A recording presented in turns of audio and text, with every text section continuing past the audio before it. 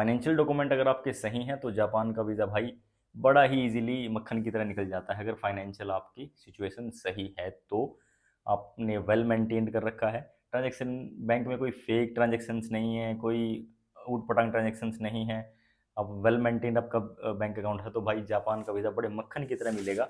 ये मैं आपको बोल रहा हूँ इस video. Hello friends, welcome back to the channel. मैं रोबिन धीमान आपका स्वागत करता हूँ भाई। इस वीडियो में हम बात करेंगे एक और अप्रूव्ड जापान के वीज़ा के बारे में। ये आप देख सकते हो, ये भाई रिसेंटली अप्रूव हुआ है और अभी के टाइम में भाई जापान का रेशो जो है वो काफ़ी अच्छा है और अच्छा रिस्पॉन्स आ रहा है, वीज़ा आ रहे हैं भाई। और इसी के बारे में बात करेंगे, जापान के टूरिस्ट वीज़ा के बारे में, स्टिकर वीज़ा के बारे में हम इस वीडियो में बात करने वाले हैं, अप्रूव्ड। और इसी वीडियो में हम डिस्कस भी करेंगे कि भाई डॉक्यूमेंट्स क्या चाहिए और बैंक बैलेंस के कैसा रहता है, आईटीआर कैसी रहती है और आपका बिजनेस या फिर सैलरी वाली प्रोफाइल कि क्या आपके पास होनी चाहिए, कौन कौन से डॉक्यूमेंट आपके पास होने चाहिए, उन सब के बारे में हम इस वीडियो में डिस्कस करने वाले हैं। तो भाई अभी इनका वीज़ा का जो रिजल्ट जो आया है, मोस्टली लोगों का ये सवाल रहता है कि भाई कितने दिन में आ रहा है, तो 15 वर्किंग डेज में आया है। वर्किंग डेज 15 वर्किंग डेज में इनका रिस्पॉन्स आया है और इनको वीज़ा मिल गया। और ये था भाई एक फ्रेश पासपोर्ट।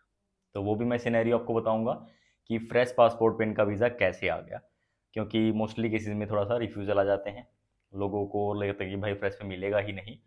तो इनका वीज़ा कैसे आ गया और क्या इनकी प्रोफाइल थी, स्पॉन्सर्ड यानी डिपेंडेंट बोलते हैं जिसको, डिपेंडेंट भी बोलते हैं, डिपेंडेंट प्रोफाइल पे फ्रेश पासपोर्ट पे वीज़ा इनको कैसे मिल गया, इसके बारे में भी हम बात करने वाले हैं इस वीडियो में। तो वीडियो स्टार्ट करने से पहले भाई मैं सबसे पहले ये बता दूं, बहुत सारे बंदे ये पूछते हैं कि यार आपसे बात करनी है फिर कांटेक्ट करना है कैसे करें। काफ़ी वीडियो में यानी कि हर एक वीडियो में मैं बताता भी हूँ। इंस्टाग्राम पे फॉलो करो, स्क्रीन पे ऊपर आ रहा होगा यहाँ पे आप फॉलो करके मैसेज करना और वहाँ पे आपको सारी इन्फॉर्मेशन जो है मिल जाएगी, जो भी कंट्री के रिलेटेड आपकी क्वेरी रहती है या फिर आपको वीज़ा अप्लाई करवाना है। हमारा किसी के साथ कोई एसोसिएशन नहीं है, हम किसी के साथ ना जुड़े हुए हैं ना हम किसी से अपना काम कराते हैं। कोई आपको बोलता है कि भाई ऐसे हम करते हैं तो वो एक फ्रॉड हो सकता है, ऐसे लोगों से आप लोग बचो। अब बात करते हैं भाई, जापान का वीज़ा आपका लेना है, इनको पहले मैं इनके बारे में थोड़ा सा आपको बता देता हूँ। ये एक डिपेंडेंट प्रोफाइल है, डिपेंडेंट इन द सेंस जैसे कि बच्चे डिपेंड करते हैं पेरेंट्स पे, वाइफ डिपेंड करती है हस्बैंड पे, फिर हस्बैंड डिपेंड करता है वाइफ पे। ये होता है डिपेंडेंट। यानी कि हस्बैंड के पास अगर वीज़ा है या फिर खाली हस्बैंड के पास वीज़ा नहीं है, खाली वाइफ का वीज़ा उनको लगवाना है, तो उस केस में क्या होता है, उस केस में होता है कि ये लेट्स सपोज कि हस्बैंड आपकी ट्रिप स्पॉन्सर कर रहा है, तो हस्बैंड के सारे डॉक्यूमेंट्स लगते हैं। जैसे कि ये स्पॉन्सर्ड, इनका खुद का वीज़ा था, फ्रेश पासपोर्ट था, कोई डॉक्यूमेंट नहीं था, तो इनका कोई भी डॉक्यूमेंट नहीं लगा, लेकिन फिर भी इनको फ्रेश पासपोर्ट पे ये वीज़ा मिल गया। कैसे, आप लोग ये सोचोगे। तो उसमें क्या होता है कि जो डिपेंडेंट प्रोफाइल होती है उसमें डिपेंडेंट का कोई भी डॉक्यूमेंट नहीं लगता, जो स्पॉन्सर करता है यानी कि हस्बैंड स्पॉन्सर कर रहा है वाइफ को, हस्बैंड स्पॉन्सर कर रहा है बच्चे को, तो हस्बैंड के सारे डॉक्यूमेंट, उनका बिजनेस प्रूफ, उनकी आईटीआर, उनका बैंक स्टेटमेंट, ये सब उनका लगता है। तो ऐसे करके आप लोग भी वीज़ा ले सकते हो। ये ज़रूरी नहीं है कि भाई हस्बैंड का है तो तभी आएगा, ये भी ज़रूरी नहीं है कि उनकी अच्छी प्रोफाइल नहीं है तो इनका वीज़ा नहीं आएगा। वो टोटली डिपेंड करेगा फाइनेंशियल सिचुएशन के ऊपर कि स्पॉन्सर के फाइनेंशियल डॉक्यूमेंट कैसे हैं। फाइनेंशियल डॉक्यूमेंट अगर आपके सही हैं तो जापान का वीज़ा भाई बड़ा ही इजीली मक्खन की तरह निकल जाता है। अगर फाइनेंशियल आपकी सिचुएशन सही है तो आपने वेल मेंटेन्ड कर रखा है ट्रांजैक्शन, बैंक में कोई फेक ट्रांजैक्शंस नहीं है, कोई ऊट पटांग ट्रांजैक्शंस नहीं है, अब वेल मेंटेन्ड आपका बैंक अकाउंट है, तो भाई जापान का वीज़ा बड़े मक्खन की तरह मिलेगा। ये मैं आपको बोल रहा हूँ इस वीडियो में। क्यों? क्योंकि फाइनेंशियल्स मोस्टली देखे जाते हैं जापान के द्वारा। जापान आपको वीज़ा दे देगा इजीली, बट आपके फाइनेंशियल्स जो हैं वो सही रहने चाहिए। फाइनेंशियल में क्या क्या आता है, आपकी आईटीआर, आपका बैंक स्टेटमेंट, आपका बिजनेस प्रूफ या फिर आपकी जॉब, ये सारे फाइनेंशियल्स के अंदर आते हैं। तो डिपेंडेंट प्रोफाइल चाहे वो बच्चा हो, चाहे वो वाइफ हो या फिर वो हस्बैंड हो, कोई भी हो, तो डिपेंडेंट के चांसेस ज़्यादा रहते हैं वीज़ा मिलने के। अब लेट्स सपोज कि जैसे इनका वीज़ा आ गया है, अब हम इनके हस्बैंड का वीज़ा डालेंगे और मान लो कि ये मेन स्पॉन्सर हैं, हस्बैंड डिपेंडेंट हैं, तो हस्बैंड के वीज़ा मिलने के चांस बहुत ज़्यादा अच्छे हैं, बड़े अच्छे से बड़े आराम से उनको वीज़ा मिलेगा।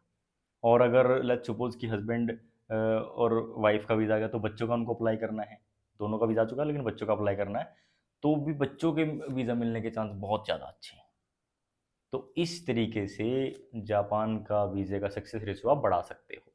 देखो, मैं ये नहीं कह रहा कि रिफ्यूज़ल नहीं आ रहे हैं, रिफ्यूज़ल आ रहे हैं, बट मोस्टली जो अभी के टाइम का जो रेशो है अपना, वो ठीक है, अच्छा रेशो है।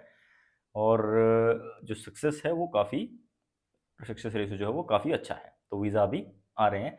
तो अभी अगर आप अप्लाई करना चाहते हो तो डेफिनेटली गुड चांसेस हैं। और भाई, जापान के वीज़ा में इतनी क्राउड है, आप मानोगे नहीं, बहुत ज़्यादा क्राउड है। क्योंकि अभी वहाँ पे चल रहा है cherry blossom season. Cherry blossom season की वजह से भाई क्राउड काफ़ी है, और वीज़ा जो सक्सेस रेशो है वो भी काफ़ी अच्छा है। चेरी ब्लॉसम सीज़न के चलते जो जापान की एप्लीकेशन है भाई, वो ज़्यादा एप्लीकेशन भी जा रही हैं, और अप्रूवल भी काफ़ी अच्छे आ रहे हैं। मोस्टली केसेस में अप्रूवल भी बहुत अच्छे आ रहे हैं। तो ये डिपेंड करता है टोटली कि आप क्योंकि ये बेस्ट टाइम है अप्लाई करने का, वीज़ा अप्लाई करने का। उसके बाद फिर थोड़ा सा ये नॉर्मल हो जाएगा। तो इस तरीके से आप लोग जापान का वीज़ा ले सकते हो। अब मैं डॉक्यूमेंट्स आपको बता देता हूँ थोड़े से। डॉक्यूमेंट भाई चाहिए होते हैं आपको 1 साल की आईटीआर, और वो भी आपके फ्रंट पेज होता है एक्नॉलेजमेंट वाला, वही। और इसके अलावा कुछ ऐसा नहीं रहता। मोस्टली केसेस में क्या करते हैं कि वो 1 साल की लेते हैं, लेकिन उनको अगर कुछ लगता है थोड़ा डाउट, तो वो आपसे 2 या 3 साल की आईटीआर माँग सकते हैं। बट जब आप फाइल सबमिट करने जाओगे, तो आपको सिर्फ़ और सिर्फ़ 1 ही साल की आपको देनी होती है। उसके अलावा आपकी 3 महीने की बैंक स्टेटमेंट। बैंक स्टेटमेंट पे आप स्टैम्प और साइन कराओ, वो आपकी मर्ज़ी है। नहीं भी कराओगे, तो भी आप ऑनलाइन वाली 3 महीने की बैंक स्टेटमेंट निकाल कर आप लगा सकते हो, और वो आप बिल्कुल ईज़िली दे सकते हो सबमिशन के टाइम पे। अपार्ट फ्रॉम दैट होता है आपका बिज़नेस या फिर आपकी सैलरी। अगर तो आप सैलरीड पर्सन हैं, तो फिर आपको वीज़ा के लिए आपको देना पड़ेगा 3 महीने की सैलरी स्लिप। उसमें जितनी भी सैलरी आपके अकाउंट में क्रेडिट होती है, वो 3 महीने की सैलरी स्लिप, प्लस उसके अलावा आपको एक लीव लेटर भी देना पड़ेगा, एनओसी भी बोलते हैं उसको। तो कि इतने दिन के लिए आप वहाँ पे जा रहे हैं, और वहाँ पे आप ट्रैवल करके वापस आएँगे, तो लीव लेटर भी, अप्रूवल लेटर होता है, वो आपको देना पड़ता है। और इसके अलावा आपका अगर जॉइनिंग लेटर आपके पास अवेलेबल है, तो आप वो भी दे सकते हो। तो ये हो गई सैलरी वाली प्रोफाइल। बिजनेस वाली प्रोफाइल के लिए सिर्फ और सिर्फ आपका बिजनेस प्रूफ चलता है। उसमें आपका MSME, GST, trade licence, shop act वगैरह, ये सारे लाइसेंस होते हैं। ये आप बड़े आराम से दे सकते हो बिना किसी प्रॉब्लम के। ये सारे डॉक्यूमेंट्स हो गए। अब इसके अलावा आपका पर्सनल डॉक्यूमेंट हैं, जैसे कि कवर लेटर है, आइटनरी है, होटल बुकिंग्स है, फ़्लाइट है, आपका वीज़ा एप्लीकेशन फॉर्म है, और अगर डिपेंडेंट हैं तो स्पॉन्सर लेटर आपको देना पड़ेगा, एंड एक स्पॉन्सर प्रोफाइल भी बनानी पड़ेगी। और उसके अलावा बच्चे हैं तो बच्चे का बर्थ सर्टिफिकेट, मैरिड अगर आप हैं तो मैरिज सर्टिफिकेट। तो ये सारे कॉमन डॉक्यूमेंट जो होते हैं वो आपको देने पड़ेंगे। और ये सारे आप फाइल रेडी कर ली अगर आपने, अलग आपकी फाइल रेडी हो गई, देन आपको वीएफएस जाना वो होता है। अपॉइंटमेंट की कोई ज़रूरत नहीं है। दिल्ली में, हैदराबाद, अहमदाबाद में, मुंबई में, कहीं भी आप सबमिट कर रहे हो तो वहाँ पे अपॉइंटमेंट लेने की ज़रूरत नहीं है। आप वॉक इन कर सकते हो। वॉक इन करने के बाद जाते ही आपको एक टोकन मिलता है। देन आप अपने टाइम, अपने नंबर का वेट करो, अपनी फाइल आप वहाँ पे सबमिट करो। सबमिशन के बाद आपको एक रिसीट मिलती है जिस पे एक ट्रैकिंग नंबर होता है। वो ट्रैकिंग नंबर से आप अपने जो स्टेटस है वीज़ा का या फिर अपने एप्लीकेशन का, वो आप ट्रैक कर सकते हो। इसमें ये नहीं पता चलता कि आपका वीज़ा आया है या नहीं आया है। बहुत सारे बंदे ये भी पूछते हैं, तो इसे पता नहीं चलेगा। लेकिन हाँ, इसे ये ज़रूर पता चल जाएगा कि आपका पासपोर्ट कहाँ पे है। जब आप अपना एनवेलप खोलोगे, जो रिज़ल्ट है वो भाई कॉन्फिडेंशियल रहता है, और वो आपको तभी पता चलता है जब आप अपना एनवेलप खोलते हो या फिर अपना पासपोर्ट रिसीव करते हो। तो उस केसेस में आपको यही पता चलेगा सिर्फ कि आपका रिजल्ट क्या है। तो भाई, जापान के वीज़ा के लिए सर्विस आपको लेनी है, बिल्कुल बजट में है। ये लिमिटेड डॉक्यूमेंट्स, आपका 1 साल की आईटीआर, 3 महीने की बैंक स्टेटमेंट और एक बिजनेस प्रूफ। तो ये अगर आपके पास है, आप जापान का वीज़ा अप्लाई करवाना चाहते हो, हमारे थ्रू आप डेफिनेटली सर्विस ले सकते हो। नॉमिनल चार्जेस हैं, और विद इन 2 डेज़ आपकी फ़ाइल रेडी हो जाती है। देन आप फाइल जाके सबमिट कर दो दिल्ली या फिर अहमदाबाद, या फिर कहीं जहीं पे जहाँ पे भी आपका नियरेस्ट वीएफएस है, वहाँ पे जाके आप खुद ही सबमिट करो, और खुद ही अपने पासपोर्ट को आप रिसीव करो। बीच में मीडियोकर की कोई ज़रूरत नहीं है, कोई एजेंट की ज़रूरत नहीं है, किसी की भी ज़रूरत नहीं है। आप खुद ही जाके ये आप सबमिट भी करो, रिसीव भी करो। तो ये था भाई इसका प्रोसेस, और ये था एक लेटेस्ट अप्रूव्ड जापान का वीज़ा। तो अगर आपको भी चाहिए जापान का वीज़ा, डेफिनेटली आप कांटेक्ट कर सकते हो इंस्टाग्राम के थ्रू, जैसे मैंने पहले ही बताया है। कोई भी लिंक अब किसी के साथ नहीं है। अगर आप को कोई बोले कि भाई हम ऐसे करते हैं, उनका काम करते हैं, फिर वो सब एक फ्रॉड है। तो प्लीज़ ऐसे लोगों से आप बचो। ये मैं बार बार इसीलिए बोल रहा हूँ क्योंकि काफ़ी सारी कंप्लेंट्स मेरे पास आती हैं। और बात करने के लिए आपको इंस्टाग्राम पे फॉलो करके मैसेज करना पड़ेगा, इन्फॉर्मेशन आपको वहाँ पे शेयर हो जाएगी। तो ये था लेटेस्ट अपडेट अबाउट जापान के वीज़ा का रेशो। तो नेक्स्ट वीडियोज़ में आपको और भी सक्सेस स्टोरी और भी अप्रूवल्स के बारे में इन्फॉर्मेशन मिलती रहती है। देखो पूरी वीडियो आप स्किप मत किया करो, क्योंकि फिर बाद में आके आप यही मैसेज करते हो कि यार ये कैसे होगा, वो कैसे होगा, जो कि मैं खुद वीडियो में अभी बता रहा हूँ आप लोगों के सामने। सारी चीज़ें मैं यही बता रहा हूँ भाई, अगर आप वीडियो स्किप नहीं करोगे तो आपको पूरी डिटेल यहाँ पे मिल जाएगी।